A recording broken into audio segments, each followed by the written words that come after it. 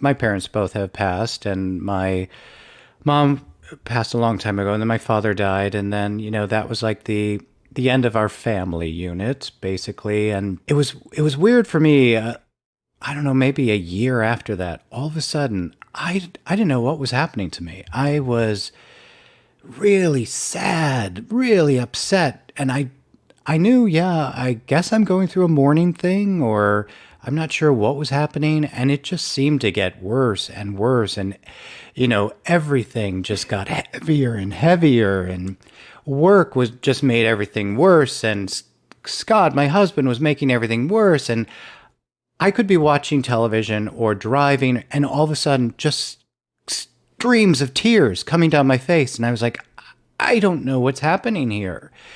And finally, I was like, I need to do something. I mean, I'm sure I'm sure I ate through a lot of cupcakes and a lot of Hostess products, because that Pillsbury slice and bake cookie dough. Oh my God, just crack it open and start eating. Seriously. But I made the decision, I need to get some help. I don't know what's happening. I can't do this on my own. My husband is trying, but he too is like, I don't know what to do, right? So I found a therapist and I started going to therapy. I went to cognitive therapy, so it wasn't like a long-term, we're going to do this forever. It's like, let's figure out what's happening. Let's give you some tools to deal with this, which was great. And I found the right therapist for me. That makes all the difference. Huge, right? Luckily, this guy was a mean son of a bitch. Which is needed. I mean, you got to have somebody. Yeah, absolutely. For me, I didn't need someone to go like, "Oh, Tom, I know everything's so bad. Poor you." I needed someone go like, "Hey, man up. Let's figure out what's happening and face it head on."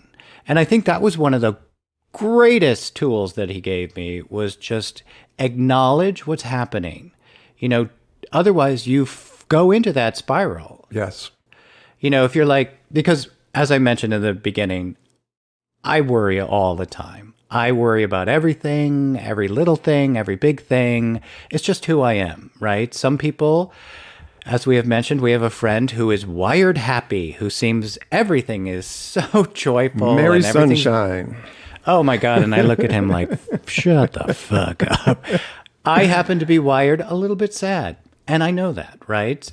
Which helps me deal with problems. And then when I start worrying, all I have to do is go like, well, there I go again.